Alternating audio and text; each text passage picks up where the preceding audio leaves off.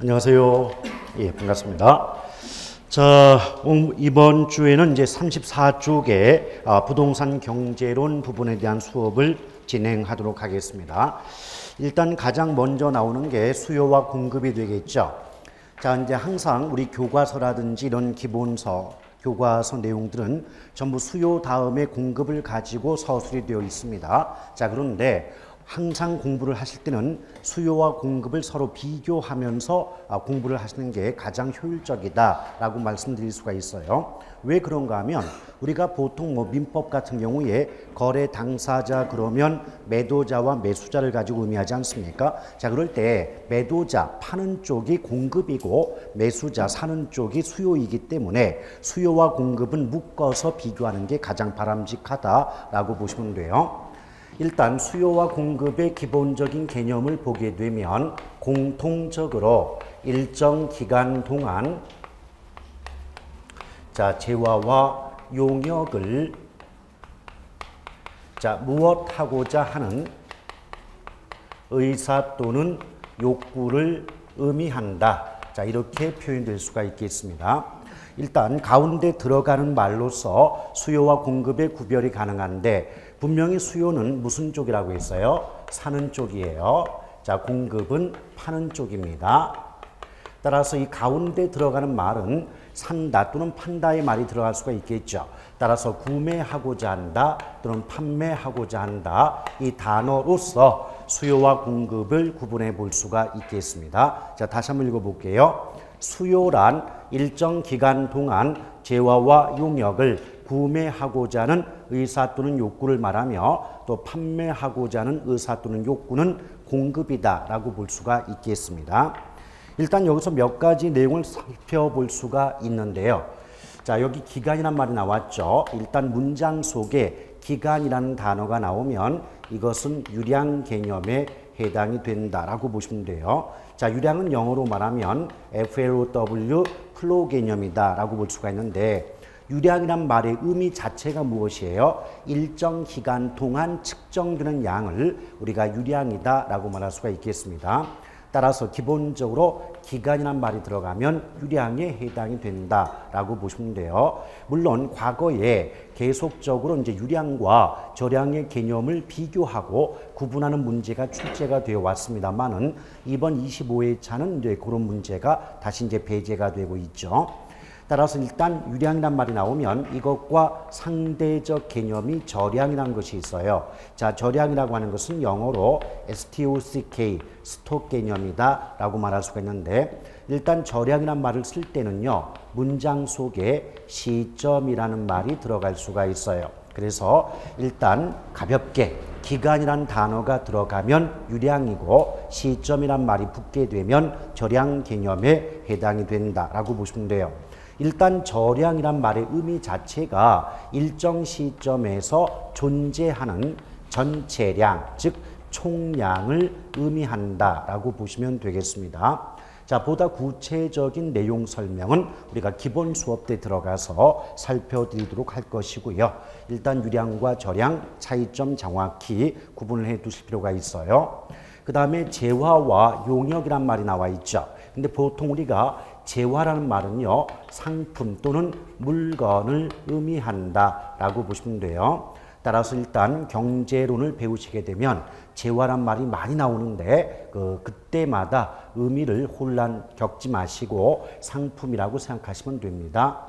그 다음에 용역이란 부분이 있는데 용역이라고 하는 것은 인간의 활동을 의미한다 라고 보시면 돼요. 자, 예컨대 제가 지금 부동산학 개론 수업 시간에서 부동산학 개론의 내용을 강의하고 있지 않습니까? 이것도 인간의 활동이므로 용역에 해당이 된다라고 보시면 돼요. 그런데 우리 문제에는 용역에 대해서는 출제되지 않고 있기 때문에 용역이 인간에 의해서 이루어지는 행위 또는 활동을 뜻한다. 의미 정도만 아시면 되겠고 정작 중요한 내용들은 재화거든요. 이 재화 중에서 우리 시험에 자주 등장하는 것들이 크게 4-5가지 정도가 있는데 그런 것들은 조금 이따 따로 구분해서 설명을 드리도록 하겠습니다. 또 세 번째 살펴볼 게 뭐냐면 구매하고자 한다, 판매하고자 한다 그랬어요. 이 말은 이미 샀다 팔았다의 의미가 아니라 앞으로 사려고 또는 앞으로 팔고자 한다의 의미가 되지 않겠습니까? 자, 그런 관점에서 수요와 공급은 기본적으로 사전적 개념에 해당이 된다라고 보시면 되겠어요. 따라서 일단 수요 공급의 의미와 관련돼서 이 문장 속에서 크게 두 가지 내용을 살펴볼 수가 있다. 일단 수요 공급은 기본적으로 유량 개념이고 두 번째 사전적 개념이다라는 것 반드시 기억을 해두시길 바라겠습니다.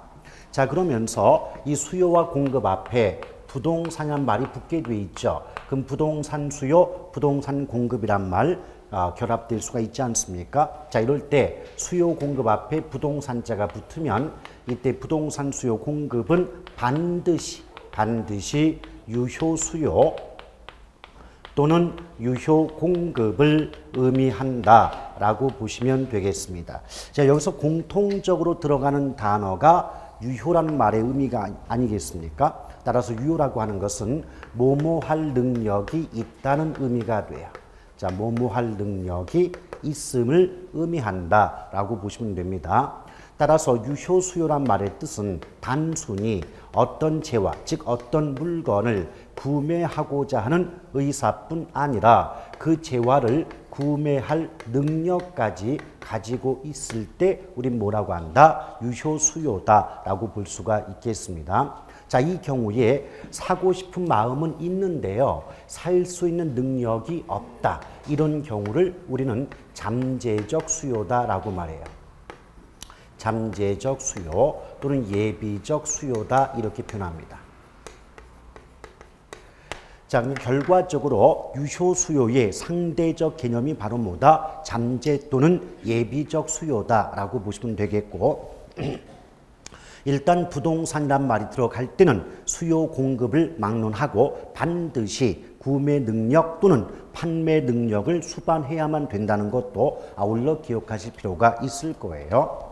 이때 유효수요의 범위 속에는 실수요뿐만 아니라 가수요까지 포함이 되어지는데 역시 구체적인 내용은 기본 수업 때 연결하도록 하겠습니다. 자, 여기서 이제 우리가 시험에 자주 등장하는 재화의 종류가 크게 서너 가지가 있다라고 앞서서 말씀드린 바가 있죠. 이때 재화의 종류에는 여러 가지가 있지만 자, 대체재, 보완재, 그리고 우등재, 열등재 이런 단어들이 상당히 자주 등장하고 있더라는 거예요. 그렇다면 이 대체재부터 열등재까지 이 재화의 성격이나 의미 정도는 알고 들어가셔야 문제를 풀기가 수월할 것이다 라고 말씀드릴 수가 있겠습니다. 일단 재라고 하는 것은 재화의 준말이 되겠죠. 그럼 어떤 물건을 의미하고 있어요. 근데 앞에 보면 대체란 말이 사용되고 있습니다. 자, 우리가 일상생활에서 무엇인가를 대체한다는 것은 어떤 의미를 담고 있죠? 그것과는 바꾸어 쓸 수가 있다. 이런 의미가 되지 않습니까? 그래서 대체재라고 하는 것은 용도 기능적인 면이 동일 또는 유사하여 서로 바꾸어 사용이 가능한 물건을 뭐라 그런다? 대체재다 이렇게 말할 수가 있다는 거죠. 근데 대체재라고 하기 위해서는 전제가 뭐다? 용도나 기능적인 면이 동일 또는 유사하다. 이게 전제가 됩니다. 아시겠죠? 무슨 말이냐면 같거나 비슷한 것끼리 바꿀 수가 있는 거지 서로 다른 것끼리는 바꿀 수가 없다는 의미가 됩니다. 아시겠죠? 이것이 바로 대체재가 되겠고 그 다음에 보완재라고 하는 것은 서로 다른 두 개의 물건이 있다고 할 때 그 물건을 따로따로 하나씩 사용할 때보다 그 두 가지 물건을 함께 사용할 때 소비자의 만족, 이때 소비자가 어떤 물건을 사용하면서 얻는 만족감을 두 글자로 효용이라고 해요. 그래서 효용이 더 커지는 물건을 뭐라 그런다? 보완재다 이렇게 말할 수 있죠. 그 대표적인 경우가 바로 커피와 설탕인데요. 자, 블랙을 고집하지 않는 이상 커피 따로 설탕 따로 소비할 때보다는 커피에 설탕을 섞어서 마실 때가 소비자의 만족, 즉 효용이 높아진다라고 말할 수 있지 않습니까? 자, 이런 경우 양자의 관계는 보완재의 관계에 있다라고 말할 수가 있겠죠. 또 우리 부동산으로 따지면 대체재의 경우 가장 대표적인 경우가 바로 아파트와 빌라 또는 연립주택에 해당이 된다는 겁니다. 무슨 말이냐면 아파트 연립, 비록 상품 자체는 다른 물건이지만 둘 다 용도가 뭐죠? 주거 용도죠. 그래서 예컨대 아파트 가격이 너무 비싸게 되면 아파트 대신 같은 주거 용도니까 연립주택을 사용할 수가 있더라는 거죠. 이처럼 용도나 기능적인 면이 같거나 비슷하여 바꿔 사용이 가능한 물건을 뭐라 그런다? 대체재 이렇게 말할 수가 있을 거예요. 그 다음에 우등재와 열등재가 나오는데 이때 우등재는 다른 말로 정상재다 이렇게 말을 하거든요. 일단 한 가지 요령을 미리 알려드린다면 우등재와 열등재가 답이 되고자 할 때는 반드시 문장 속에 소득이란 말이 끼어 들어가야 됩니다. 아시겠죠? 그래서 우등재와 열등재는 무엇의 변화와 관련이 있다? 소득의 변화와 관련이 있음을 유념해 주시길 바라겠습니다. 그런데 이때 어떤 경우가 우등재고 또 어떤 경우가 열등재인가 보았더니 자 이제 소득이 올라가요. 자 소득이 늘었대요. 소득이 늘어날 때 어떤 물건은 수요량이 늘어나는 물건이 있는 반면 반대로 수요량이 줄어드는 물건도 있더라는 거죠. 자, 첫 번째 경우는요. 소득과 수요량이 같은 방향으로 바뀌고 있죠. 이런 경우를 우린 우등재 또는 정상재다 이렇게 말을 해요. 근데 이걸 너무 이론으로 따지지 마시고 한번 상식적으로 접근을 해봐요. 정상재다 이 말은 정상적인 물건이다 이런 뜻이거든요. 그럼 어때요? 상식적으로도 어떤 그 가게의 또는 개인의 소득이 늘면 그 물건을 구입할 수 있는 능력이 커지죠. 그렇죠? 그럼 소득이 증가하면 정상적인 상황이라면 그 물건을 더 많이 구입하게 되니까 수요량이 늘어나지 않느냐. 이런 관점에서 소득과 수요량이 같은 방향으로 바뀌는 게 우등재 또는 정상재가 돼요. 근데 반대로 소득과 수요량이 반대 방향으로 바뀌는 경우를 뭐라 그런다? 열등재다 이렇게 표현한다는 거죠. 이때 그 우등재, 열등재의 대표적인 경우가 바로 쇠고기와 돼지고기의 관계다라고 보시면 돼요. 자, 일반적으로 쇠고기는 돼지고기보다 값이 비싸서 평소에는 잘 먹지를 못하지 않습니까? 그런데 나의 주머니 사정이 좋아지면 기분이다 라고 해서 소고기를 먹으러 가지 돼지고기를 먹으러 가지는 않지 않습니까? 뭐 그럼에도 불구하고 여전히 돼지고기를 드시는 분들은 조금 뭐 짜다 이런 말을 들 수가 있겠죠. 자, 그럴 때 내 주머니 사정이 좋아질 때 그동안 비싸서 먹지 못했던 쇠고기를 한 근이라도 더 먹게 된다는 것은 소득과 쇠고기의 수요량이 같은 방향이기 때문에 쇠고기는 뭐다? 우등재라고 말할 수 있죠. 근데 이때 그동안 값이 싸서 많이 먹어왔던 돼지고기는 쇠고기를 한 근 더 먹는다는 것은 돼지고기를 한 근이라도 덜 먹게 된다는 말과 같지 않습니까? 그래서 소득이 늘 때 돼지고기는 이전보다 수요량이 줄어들기 때문에 소득과 수요량이 반대로 바뀌죠. 따라서 돼지고기는 열등재이다 라고 말할 수가 있을 거예요. 그래서 어떤 개념만 잡고 가시면 돼요. 어떤 재화의 종류가 나온다 할지라도 외울 필요 없이 소득과 수요가 같은 방향으로 바뀌면 우등 또는 정상재, 서로 반대 방향으로 바뀌면 열등재 또는 하급재 이렇게 표현할 수가 있더라는 겁니다.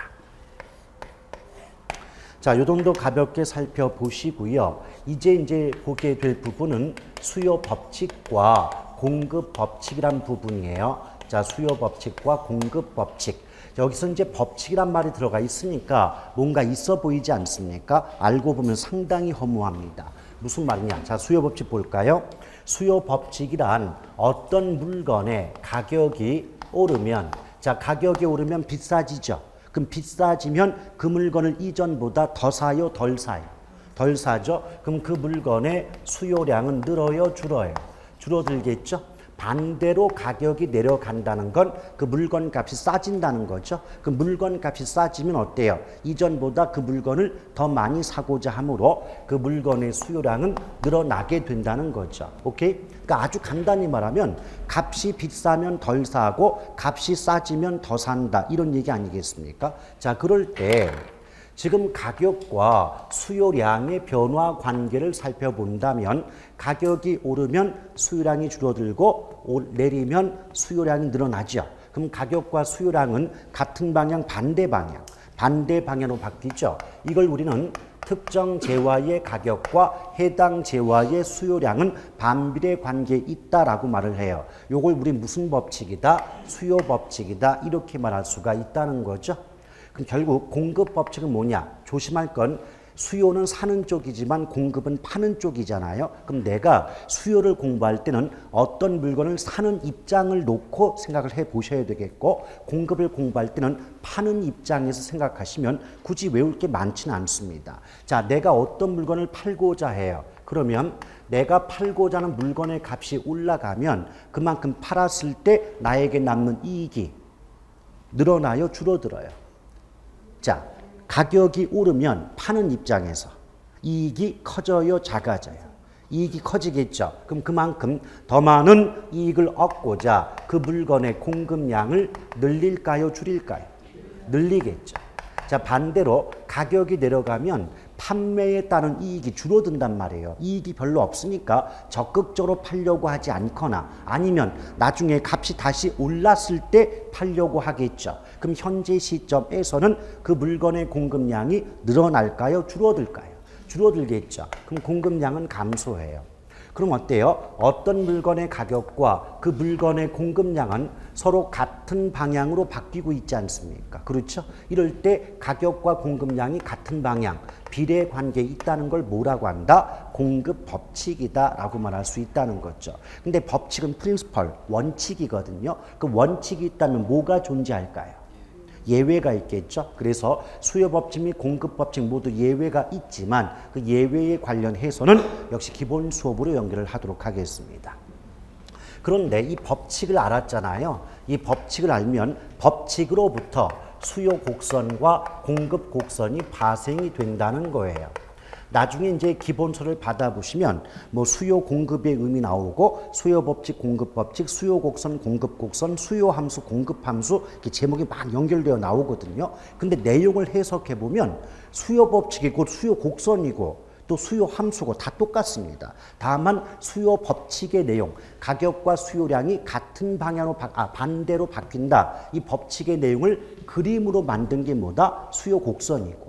가격과 공급량이 같은 방향으로 바뀐다는 걸 그림으로 나타낸 게 뭐다? 공급 곡선이에요. 이걸 숫자, 함수로 나타낸 게 각각 수요함수, 공급함수이기 때문에 내용이 다 똑같다는 겁니다. 아시겠죠?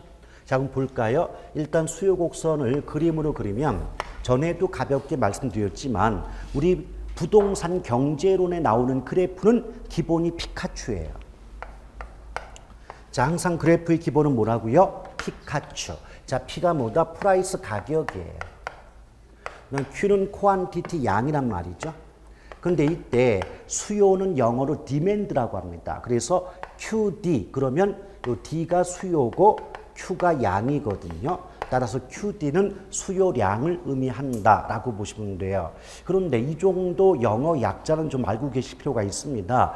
과거에는 그래프가 나오지도 않았고 또 그래프가 나왔다 할지라도 가격과 양 이렇게 한글로 써주었단 말이죠. 근데 최근 들어와서는 한 5, 6년 전부터는 가격과 양이라는 한글 자체가 안 나와요. PQ가 그대로 등장합니다. 아시겠죠?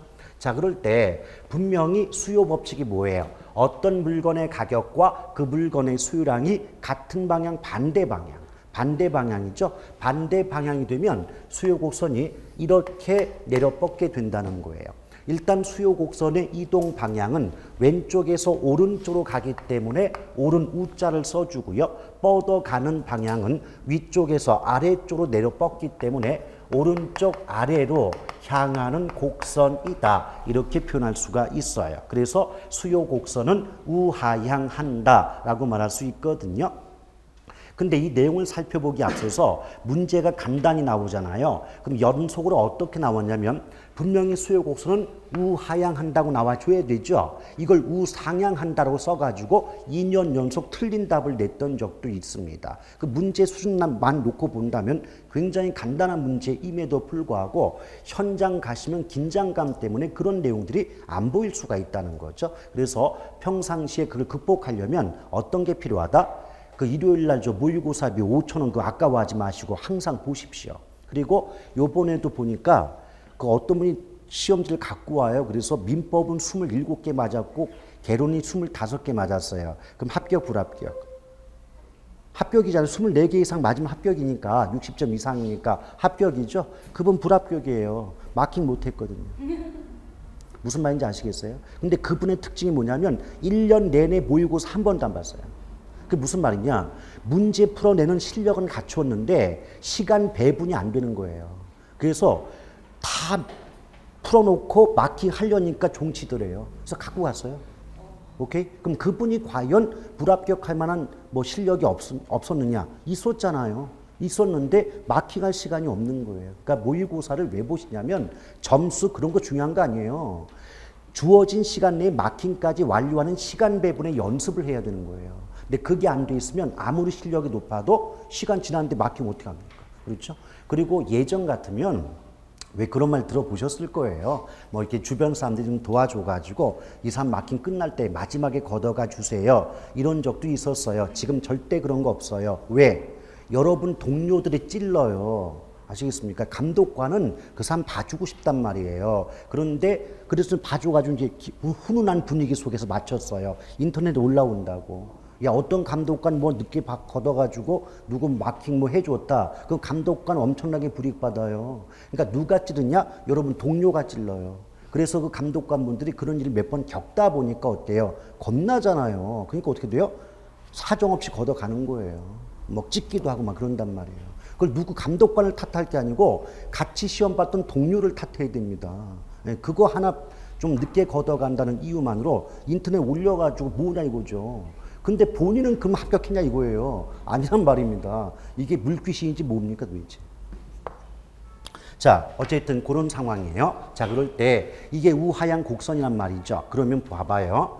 요걸 아파트의 수요 곡선이라고 본다면 아파트의 가격이 100원일 때 수요량이 50개이고 가격이 50원일 때 수요량이 100개라고 가정을 해보자 이거예요. 그러면 100원이라는 가격과 50개라는 양이 서로 맞다는 이 지점을 A점이라고 보고요. 또 50원의 가격과 100개 양이 맞다는 이 지점을 B점이라고 보자 이거죠. 그럼 여러분들이 초등학교에 처음 입학했을 때 배우는 게 점선면이에요. 그럼 여러 개의 점을 연결하면 뭐가 돼요? 선이 되잖아요. 그럼 이 그래프에서는 간단하게 A점, B점 두 개의 점이 있죠. 그럼 A점, B점을 연결해 보았더니 오른쪽 아래로 내려 뻗는 형태의 곡선이 나오더라는 거예요. 아시겠습니까? 그래서 근데 이 내용 자체가 수요 법칙이라는 거죠. 왜? 지금 아파트의 가격이 100원에서 50원으로 떨어지면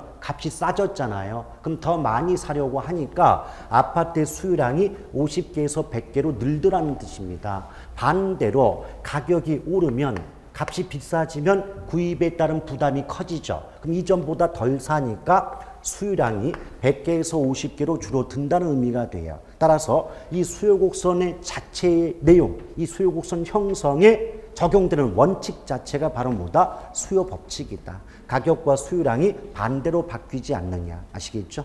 그런데 이게 이제 예전에 학교 다닐 때 수학 조금만 해보신 분들은 우하향이란 말 나오는 순간 Y축과 X축이 서로 반비례 관계에 있으면 금방 알아요.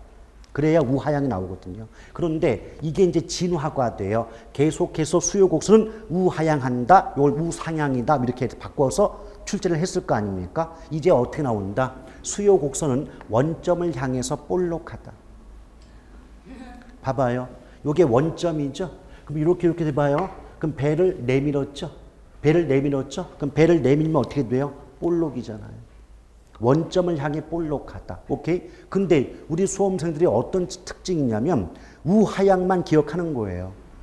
우하향의 의미가 뭔지를 모르면서 우하향만 기억했는데 문장 속에 우하향이 없어. 볼록이 있대. 오목이 나오는데 그러면 우리는 어떤 생각합니까? 저희는 수업 시간에 오목볼록을 배운 적이 없다는 거죠. 근데 그런 응용력은 가지고 있어야 됩니다. 자, 원점을 향해서 볼록하다는 건 배를 내밀었다는 뜻이고 그 자체가 바로 뭐다? 우하향의 의미다 라고 보시면 돼요. 아시겠죠?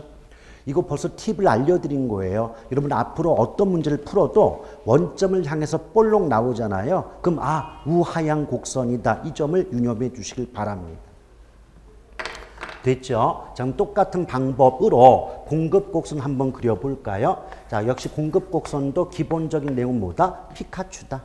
근데 공급은 서플라이이기 때문에 S란 말을 붙여요. 따라서 QS란 말은 S가 공급이고 Q가 양이기 때문에 공급 양을 의미한다라고 보시면 돼요. 근데 분명히 공급 법칙상 물건의 가격과 공급량은 비례관계 아닙니까? 비례하니까 곡선이 오른쪽 위로 뻗어 올라간다는 거죠. 그래서 공급 곡선은 우상향 곡선의 모습을 보인다. 이렇게 표현될 수가 있어요. 자, 마찬가지입니다. 이걸 아파트의 공급 곡선이라고 보자 이거죠. 그럼 아파트의 가격이 50원일 때 공급량이 예컨대 60개래요. 근데 가격이 100원이 될 때는 공급량이 100개로 늘더라는 거죠. 그러면 50원의 가격과 60개의 양이 맞다는 점을 A점, 또 100원의 가격과 100개의 양이 맞다는 점을 B점이라고 한다면 앞서서 수요 곡선 할 때도 말씀드렸지만 여러 개의 점을 연결한 게 선이라고 했죠. 그럼 A점, B점을 연결해 보았더니 오른쪽 위로 뻗어 올라가는 우상향 곡선의 모습이 나오지 않느냐 이 말이에요. 아시겠죠? 자, 그럴 때 이 내용 자체가 공급 법칙이 적용된 결과이다. 자, 볼까요? 아파트의 가격이 50원에서 100원으로 오르게 되면 파는 쪽 입장에선 이익이 많아진다는 거죠. 그럼 더 많은 이익을 얻고자 공급량이 늘더라는 거예요. 반대로 가격이 내리게 되면 이익이 줄어드니까 나중에 팔려고 하기 때문에 공급량은 100개에서 60개로 줄어들기 마련이다 이 말입니다. 따라서 가격과 공급량이 서로 같은 방향으로 바뀐다는 비례하게 된다는 공급 법칙이 그대로 녹아 있는 것이 바로 뭐다? 공급 곡선이다 라고 보시면 돼요. 아시겠죠? 자, 이제 여기서 더 나아가면 이제 공급 함수와 수요 함수까지 나아가야 되는데 지금 기초서에는 함수값까지는 나오지 않고 있죠. 그래요? 그래서 여기에서 그대로 중단하도록 하겠습니다. 자, 그러니까 여러분 지금 제가 말씀드린 것이요. 34쪽의 내용하고 또 35쪽의 제2절 공급의 개념, 공급법칙 이런 말씀 다 드리지 않았습니까? 그러면 이제 비교할 것은 35쪽 위를 보세요. 35쪽 위를 보시면 제목만 먼저 보자고요.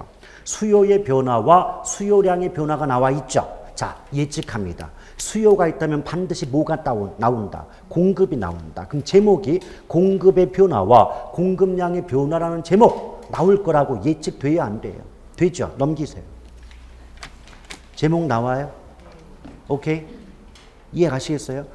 지금까지 배운 내용도요, 제목으로 비교해 보면 수요의 개념이 있으면 공급의 개념이 있어요. 또 수요 법칙이 있으면 공급 법칙이 있고요. 또 수요 곡선이 있으면 무슨 곡선이 있다? 공급 곡선이 있어요. 아시겠죠? 근데 그 내용 보면 문장 구조가 완벽히 똑같은데 사고자 한다는 말 나오면 수요 측면이고 팔고자 한다는 말 나오면 공급 측면이다. 이 한 단어만 달라요. 근데 그걸 왜 서로 따로 떼어놓고 전혀 다른 건 줄 알고 다 외우고 있냐 이 말이에요. 그러니까 굉장히 시간은 오래 걸리고 개념은 잡히지 않고 시간과 비용이 절감될 수 없으니까 능률성의 원칙에 어긋나지 않습니까? 그렇죠?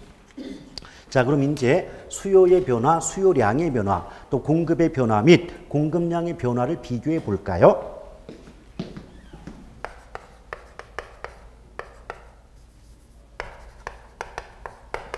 자, 수요량의 변화가 있다면 당연히 공급량의 변화가 있어요. 그러면 수요의 변화가 있다면 무엇의 변화도 있다? 공급의 변화도 있다.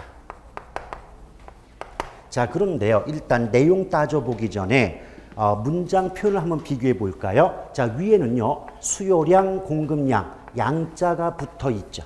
근데 아래쪽에는 양자가 빠져 있죠. 오케이? 그랬을 때 우리가 볼 때는 뭐 그냥 양이라는 한 글자가 있느냐 없느냐의 차이밖에는 안 보이겠지만 이것은 굉장히 큰 차이를 보이고 있는 내용이다 라고 보시면 돼요. 그런데 양자가 붙든 빠지든 간에 변화하려면 원인이 존재하겠죠. 오케이? 또 어떤 원인이 있다면 그 원인에 따른 결과도 존재할 수 있지 않습니까? 근데 미리 결론적으로 말씀드리면 양자가 붙을 때와 빠질 때는 원인 부분의 차이가 있는 것이지 결과 부분의 차이가 발생하는 건 아니라는 겁니다. 일단 원인을 따져볼까요? 근데 수요량이든 공급량이든 양자가 붙을 때 원인은 오직 하나뿐이 없어요. only one, 하나밖에 없다. 어떤 가격? 그 물건 가격. 그래서 해당 재화의 가격 변화만이 유일한 원인에 해당이 돼요. 자, 여기서 해당 재화 그랬는데요. 자, 해당이라는 단어를 앞뒤를 바꿔서 읽어보세요. 당해죠. 그럼 해당 재화나 당해 재화는 같은 말이에요. 오케이? 그래서 이것 때문에 제가 왜 이걸 말씀드렸냐면 과거에 이제 모의고사 보시다 보니까 출제자가 당해 재화라고 써놨단 말이에요. 저한테 갖고 와요. 아니 해당 재화는 알겠는데 당해 재화는 무슨 말입니까? 그래서 제가 이 거꾸로 읽어보시라고 했어요. 똑같은 말이거든요. 오케이? 예를 들어서 수요 초과란 말이나 초과 수요란 말은 같거든요. 근데 여러분들은 한 글자 위치만 바꾸면 다른 건 줄 알아요. 왜? 개념을 안 잡고 들어가고 단어만을 외워버리니까. 그 큰일 난 일입니다. 근데 해당 재화가 뭐냐? 그 물건이에요. 예컨대 문장 속에서 아파트가 나왔다. 그럼 아파트가 그 물건이고 연립이 나왔다면 연립이 그 물건이고 빌라가 나왔다면 빌라가 그 물건이에요. 그래서 이걸 해석하면 그 물건 값이 변해서 이때 가격의 변화 속에는 오르는 것도 변화지만 내려가는 것도 변화 아닙니까? 그렇죠? 그러니까 상승 하락을 막론하고 그 물건 값이 변함으로써 그 물건의 수요량 또는 공급량이 변화할 때는 양자를 붙인다 뺀다 붙이는 거예요. 붙입니다. 아시겠죠? 자, 근데 반면에 두 번째 양자가 빠질 때가 있죠. 양자가 빠질 때는 그 변화 원인은 최소한 양자가 붙을 때 원인은 아닐 거 아닙니까? 그렇죠? 따라서 어떻게 나온다? 해당 재화 가격 변화가 아닌 다른 원인에 의하여 그 물건의 수요량 또는 공급량이 변화할 때는 양자를 붙인다 뺀다 빼는 겁니다. 그럼 요걸 딱 나눠서 한번 비교해 볼까요? 지금 양자가 붙든 빠지든 그 물건의 수요량 또는 공급량이 변화한다는 결과는 같죠. 결과는 같은데 무슨 부분의 차이가 있다? 원인 부분의 차이가 있다. 자, 우리가 단적인 예를 한번 들어볼 테니까 잘 보세요.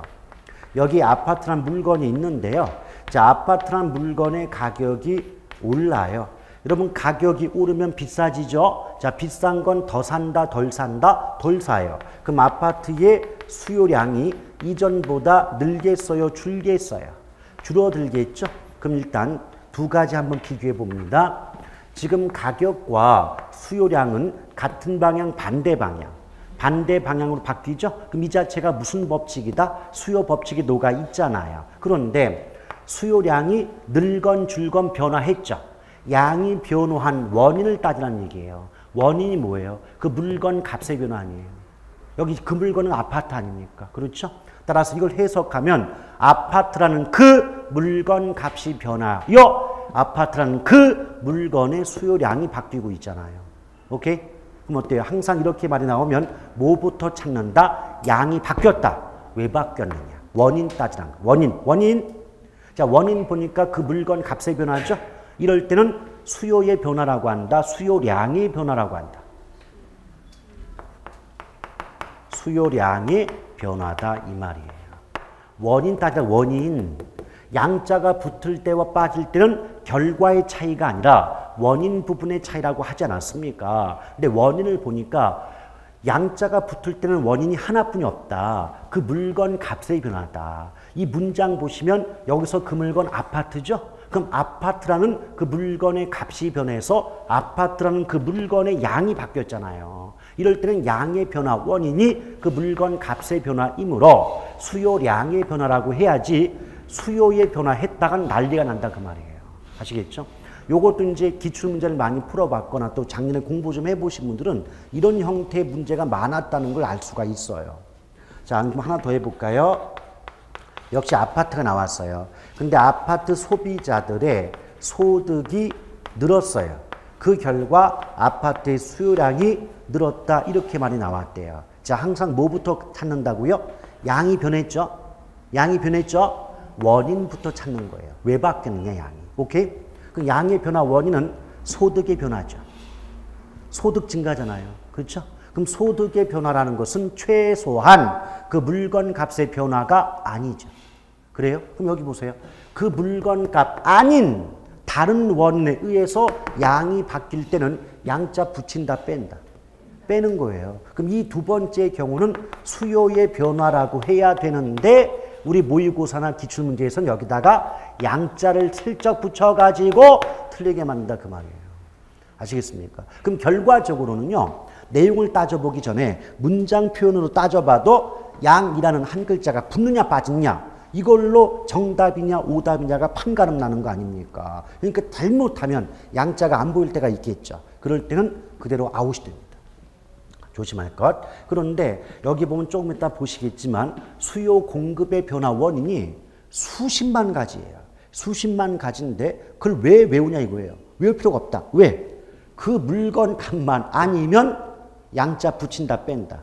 빼는 거예요. 그럼 예컨대 소득의 변화다, 뭐 기호의 변화다, 인구의 변화다, 뭐 대체재, 보완재 가격 변화다, 규제, 금리, 가격 예상 이런 어떤 말이 나온다 할지라도 얘네들은 최소한 그 물건 값의 변화는 아니잖아요. 그럴 때는 무조건 양자를 붙인다 뺀다. 빼는 거예요. 아시겠죠? 네, 그 구체적인 내용은 조금 이따 다시 한번 말씀드리겠고 일단 요 첫 번째는 양자가 붙었죠. 양자가 붙었을 때는요. 곡선이 이동하지 않아요. 그러니까 수요 곡선이 됐든 공급 곡선이 됐든 오른쪽 왼쪽 곡선이 이동하진 않아요. 근데 반면에 양자 빠지죠. 양자가 빠질 때는 곡선이 이동하게 된다. 이 점을 유념해 주시길 바라겠습니다. 그러니까 나중에 이제 모의고사라든지 기출문제를 풀다 보면 일단 해석은 돼요. 해석은 어떻게 되냐면 예컨대 뭐 소득이 변했다. 그래서 뭐 수요량이 변했다. 이렇게 나오면 아, 양의 변화 원인이 그 물건 값이 아니니까 이건 수요의 변화이고 양자 빠지는 변화이다. 까지는 잘 맞춰요. 근데 그 뒤에다가 슬쩍 붙이는 거죠. 이 경우 동일 곡선상의 이동에 불과하다. 이렇게 말을 붙이는 거예요. 근데 같은 곡선상의 이동이라고 하는 건 곡선 자체가 이동하지는 않는다는 뜻이거든요. 근데 분명히 양자가 빠질 때는 곡선이 이동하잖아요.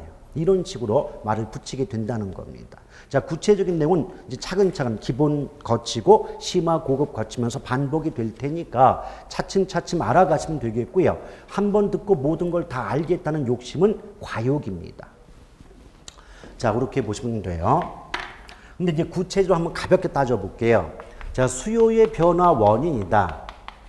그럼 여기 양자 빠졌죠? 그럼 그 물건 값은 아니잖아요. 그럼 이 속에는 가장 대표적인 게 뭐 소득의 변화, 인구의 변화, 기호의 변화, 뭐 정부의 규제, 또는 무슨 뭐 제도 정책, 뭐 금리, 뭐 가격에 대한 예상, 자, 가격에 대한 예상, 뭐 이런 것들이 막 나와요. 자, 가격에 대한 예상이라든지 이런 것들은 굉장히 괜찮은데 관련제의 가격 변화 이거 나오면 많은 분들이 상당히 힘들어 하십니다. 이 부분은 나중에 따로 설명할게요. 근데 여기까지는 굳이 외우려 하지 않아도 상당히 쉽게 이해가 된다는 거예요. 왜냐? 자, 소득을 한번 볼까요? 상식적으로 소득이 늘어나면 그 물건을 이전보다 더 많이 사요, 덜 사요? 더 많이 사죠? 그럼 소득은 수요 증가, 소득의 증가는 수요 증가 원인이다 라고 말할 수 있죠. 근데 소득이 줄어들면 물건을 구입할 수 있는 능력이 떨어지니까 뭐 예쁘게 포장하면 구매력이 하락한다라고 말하겠죠. 그럼 어때요? 소득이 감소하면 그 물건 덜 사게 되니까 수요가 감소한다라고 말할 수 있지 않습니까? 마찬가지예요. 인구가 늘면 예컨대 갓난아기가 100명이라면 기저귀가 100개는 필요하겠죠. 근데 갓난아기가 200명 늘었다. 그럼 산술적으로 보더라도 기저귀는 2배, 200개가 필요하지 않겠습니까? 따라서 인구가 늘면 수요 증가, 인구가 줄면 수요 감소. 간단한 내용들이에요. 자, 규제도 마찬가지죠. 아니, 규제가 강화되면 수요든 공급이든 모두 줄 것이고 규제가 완화되면 수요든 공급이든 모두 늘어난다라고 말할 수 있지 않습니까? 금리도 마찬가지예요. 여러분 다들 아시겠지만 우리 부동산은요. 일반적인 상품보다 값이 싸요, 비싸요?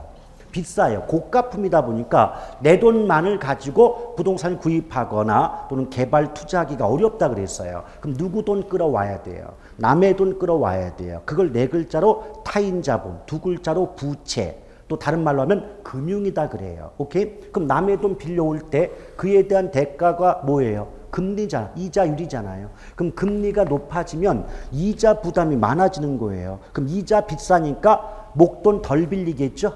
그럼 수요나 공급이 모두 감소할 것이고 이자가 내려가면 수요 공급 모두가 증가한다라고 말할 수 있지 않냐 이 말이죠.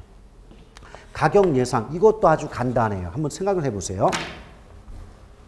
자, 이때 이 물건이 아파트라고 할 때 아파트에 나는 물건의 가격이 앞으로 오를 것이 예상이 된다. 이럴 때 과연 사는 입장과 파는 입장에서 어떤 모습을 보일까? 아주 간단해요. 자, 아파트의 가격이 앞으로 오를 것이 예상이 된대요. 그럼 사는 입장에서는 지금 사요, 오른 뒤에 사요? 지금 사겠죠? 그럼 수요는 늘어요, 줄어요? 늘어요. 오케이? 그런데 파는 쪽 입장에선 지금 파는 게 이익이 돼요? 오른 뒤에 파는 게 이익이 돼요? 오른 뒤에 팔려고 하겠죠? 그럼 현재 시점에서는 공급을 늘린다, 줄인다? 줄이겠죠. 감소해요. 자, 이제 앞으로 가격이 떨어질 것이 예상이 된대요. 그럼 사는 쪽 입장에서는 지금 사요, 떨어진 뒤에 사요? 떨어진 뒤에 사고자 하겠죠? 그럼 현재 시점에서는 수요가 늘어요, 줄어요? 줄어요. 그럼 설명 안 해도 공급은? 그렇죠. 더 떨어지기 전에 팔려고 할 거냐 말이지. 그럼 공급은 늘겠죠. 이걸 왜 외우라냐 말이에요. 내가 사는 쪽, 파는 쪽 입장에서 내가 사는 쪽 입장에서 물건값이 오를 때 또는 내릴 것이 예상될 때 나는 어떤 모습을 보이게 될 것이냐만 생각해 본다면 굳이 외움이 없어도 전부 파악할 수가 있지 않습니까? 그래요? 근데 여러분들은 생각하기 싫어하거든요. 그래 하늘천따지 외우려고 하다 보니까 살짝만 틀면 다 틀려요. 이런 것들이 있죠. 그럼 이런 것들을 굳이 여러분들 외우고자 하겠습니까? 안 외워도 금방 알 수 있는 걸. 근데 이러다 가끔 뭐 DTI다, LTV다 나오는데 이건 지금 몰라도 돼요. 나중에 뭐 정책, 투자, 금융론 쪽에서 몇 번이 반복이 되기 때문에 의미 알면 아주 쉽게 알 수가 있는 부분이니까 일단은 아마 그 뉴스라든지 신문 보실 때 DTI다, LTV 뭐 규제 강화한다, 완화한다 이런 말 들어보셨잖아요. 그렇죠? 그런데 내용은 전혀 다르지만 결론적으로 말씀드리면 LTV가 됐든 DTI가 됐든 이 값이 커지잖아요. 규제가 완화되면 보다 많은 돈을 빌려올 수가 있다 이 뜻이에요. 그럼 보다 목돈을 빌릴 수가 있다면 고가품인 부동산의 수요와 공급이 그만큼 많아진다라고 말할 수 있겠고 반대로 LTV나 DTI 규제가 강화된다. 그 값이 줄었다라고 한다면 이전보다 목돈을 빌리기가 어려워지기 때문에 뭐다? 수요 공급이 모두 감소한다. 이렇게 이해하시면 되거든요. 아시겠죠? 자, 그래서 지금 35쪽 위 수요의 변화와 수요량의 변화, 또 36쪽의 중간 공급량의 변화와 공급의 변화에 대해서 함께 설명을 드렸습니다. 일단 그렇다면 36쪽의 중간 제3절 시장 균형의 변동에 대해서 살펴보도록 하겠습니다.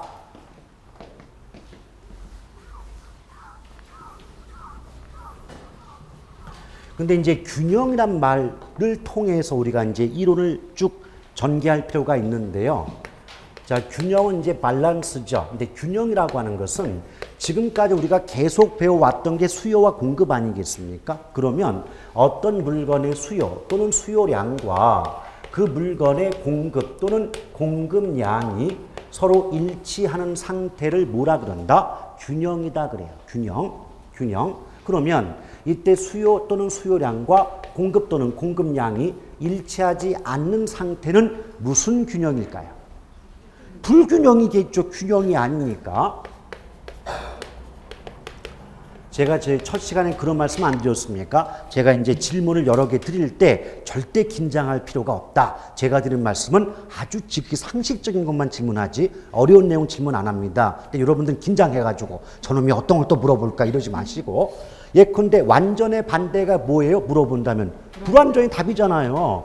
그런 정도로 제가 여쭤보지 완전 경쟁 시장의 성립 조건이 뭔가요? 이거 배우지도 않았는데 어떻게 답을 합니까? 말이 안 되니까 너무 크게 걱정할 필요는 없습니다. 그런데 자, 수요 공급이 일치하지 않는 게 불균형 맞죠? 근데 이 불균형 속에는 크게 두 가지가 있다는 거예요. 자, 수요가 공급보다 많은 것도 일치는 아니잖아요.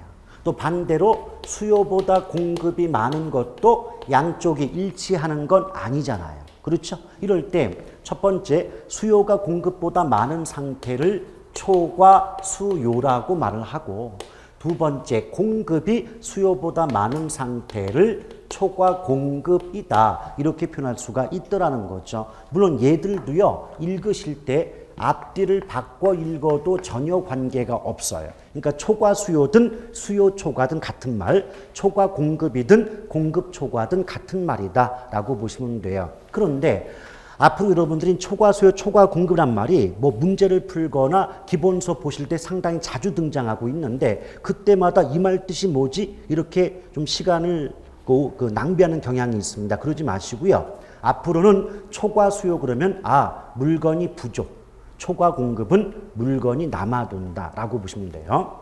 그래서 초과수요는 어떤 뜻이다? 물건이 부족한 상태다 라고 보시면 되겠고, 초과공급은 물건이 남아도는 상태다 라고 보시면 돼요. 자, 그럼 한 가지 질문을 드릴게요. 분명히 초과수요는 물건이 부족한 거죠. 그럼 부족한 물건의 가격은 오를까요? 내려갈까요? 올라가죠. 근데 반대로 초과공급은 물건이 남아돌잖아요. 그럼 남아도는 물건의 가격은 내려가죠. 이걸 가지고 이제 예쁘게 포장하면 특정 재화의 초과수요는 그 물건, 즉 해당 재화의 가격 상승을 초래하며 초과공급은 가격의 하락을 유발한다. 맞아요? 지금 이 말이 뭐예요? 물건 남아돌면 물건값 떨어지고 부족한 물건은 물건값 올라간다는 얘기 아닙니까? 이거는 이제 예쁘게 포장하는 거죠. 초과수요, 물건 부족하죠? 그럼 가격의 상승을 초래하며 초과공급, 물건 남아돌면 가격의 하락을 유발한다. 오케이? 우리 시험 문제 전부 그렇게 나와요, 문장들이. 오케이? 근데 말만 좀 이뻐 보이고 그럴듯해 보이지 막상 해석하면 물건값, 물건 남아돌면 값 떨어지고 물건 부족하면 값 올라간다 이거거든요. 이 상식적인 내용을 못 알아듣게끔 만드는 게 개론의 특징이에요. 왜? 모든 학자들의 특징 뭐다? 자기 밥벌이 하려면 자기가 알고 있는 거, 남이 쉽게 알아듣는 거 좋아한다, 싫어한다? 싫어해요. 그러니까 별 이상한 얘기를 다 집어넣는 거예요, 그게. 아시겠죠? 우리 저번에 부증성 할 때도 토지는 자연물이니까 인간이 만들 수 없기 때문에 양의 변화가 없다 하면 될 것을, 토지의 물리적 공급 곡선은 수직선이며 완전 비탄력적이다. 이게 뭐냐고 도대체. 아시겠어요? 거기서 공급 곡선이 수직선이란 말은 공급량의 변화가 없다는 뜻이고, 완전 비탄력의 뜻은 각 땅값이 오르더라도 토지의 공급량은 증가할 수 없다는 뜻이거든요. 부증성 때문에. 오케이? 그런 것들 자주 듣고 내 걸로 만드셔야 돼요. 근데 6월 달쯤 되면은 이렇게 요것보다 한 속도가 2.5배가 빨리 수업이 진행됩니다. 안다고 보고요. 하면 다음에. 그때는 기본서 볼 것도 없고 요약서 볼 것도 없어. 여러분들은 제가 다다닥 얘기하면 여러분들은 끄떡대면서 넘어가야지. 그때 저런 게 있었어? 라고 한다는 건 공부가 상당히 늦춰졌다는 거예요. 그럼 다시 들어가야 돼요. 자, 이런 상황입니다. 그런데 지금 균형자 나왔죠? 그러면 우리의 그래프는 피카츄와 이름은 DS예요. 자, 균형 나와요. 그럼 피카츄 이름은 DS예요. 성은 김이호 이름은 DS. 문희옥 아닙니까? 이때 D가 뭐예요? 디맨드 수요란 말이에요. S는 서플라이 공급이 되죠. 그럼 분명히 수요와 공급이 일치하는 상태가 균형이라면서요. 그럼 이것을 그래프로 따지면 수요 곡선과 공급 곡선이 맞다는 이 지점이 균형점이 되는 거예요. 그럼 이 균형점에서 결정되는 가격을 균형 프라이스, 균형 가격 그러고, 균형점에서 결정되는 양을 균형량, 균형거래량, 균형수요 공급량, 균형수급량 이렇게 말을 한다는 거죠. 그럼 예컨대 이때 균형 가격이 100원이고 균형량이 100개였다. 이때 왜 균형 가격이 100이고 균형량이 100개라고 말합니까? 수요 곡선과 공급 곡선이 맞다는 이 지점이 뭐니까? 균형점이니까. 균형점에서 결정되는 가격이기 때문에 균형 가격. 균형점에서 결정되는 양이기 때문에 균형양 이렇게 말할 뿐이다 그 말이에요. 오케이? 그리고요 문제를 풀다 보면 어떤 분들이 그런 질문해요. 아니 균형양하고요 균형거래량이라는 말도 나오고 균형 수요 공급량이라고 나올 때도 있고 균형 교환량이라고 말이 나올 때도 있고 균형 수급량이라고 나올 때도 있는데 어느 게 맞는 걸 물어봅니다. 전부 같은 말이에요. 전부 같은 말이에요. 이 개념이 뭐다? 균형과 양만 붙었죠? 그럼 가운데 어떤 말이 들어가도 같은 말이에요. 아시겠죠? 그러니까 균형 수급량, 균형 수요 공급량, 균형 거래량, 균형 교환량 어떤 말이 나와도 균형과 양자만 붙으면 같은 말로 보시면 된다 그 말이에요. 아시겠죠? 그러니까 괜히 이런 게 외우려고 쓰잘데없이 정력을 낭비할 필요가 없습니다. 자, 그렇게 보시면 돼요. 그런데 말이에요. 잘 한번 생각해 보세요. 우리 앞서서 자, 복습. 여기 다시 와봐요. 요 두 번째 양자가 없는 경우 수요나 공급의 변화 시에는 곡선 이동한다고 배웠죠. 그렇죠? 오케이? 그럼 다시 앞으로 가봐요. 이 그래프에서 수요 곡선이 오른쪽이든 왼쪽이든 이렇게 이동하면 공급 곡선과 맞닿는 균형점이 달라지겠죠. 그럼 균형점이 달라지면 균형점에서 결정되는 가격과 양도 변화할 수밖에 없잖아요. 이걸 우리는 균형의 이동, 균형의 변화다 이렇게 말할 수가 있다는 거예요. 오케이? 마찬가지예요. 이때 공급의 변화라면 공급 곡선이 이 상황에서 왼쪽이든 오른쪽이든 이동할 거 아닙니까? 그럼 공급 곡선도 이렇게 이동하게 되면 역시 균형점이 다 달라지겠죠. 그렇죠? 그럼 균형점이 바뀌면 무조건 가격과 양의 변화가 발생할 수밖에 없지 않냐 이 말이에요. 오케이? 그 내용을 배우는 게 바로 균형의 이동, 균형의 변화다라고 보시면 돼요. 근데 구체적으로는요. 이때 수요나 공급이 바뀐다고 할 때 패턴이 두 가지예요. 수요나 공급 중에 어느 한쪽만 바뀔 때가 있을 것이고 수요와 공급이 둘 다 바뀔 때가 있지 않느냐 말이죠. 오케이? 수요만 바뀔 때 또 공급만 바뀔 때 이런 경우도 있고요. 수요와 공급이 함께 바뀔 때도 있지 않느냐. 그럼 상식적으로 수요 공급 중에서 어느 한쪽만 바뀔 때와 양쪽 다 바뀔 때를 비교해 본다면 어느 쪽이 좀 더 복잡할까요? 양쪽 다 바뀔 때가 복잡하겠죠. 그에 대한 설명은 잠시 후에 갑니다. 쉬세요.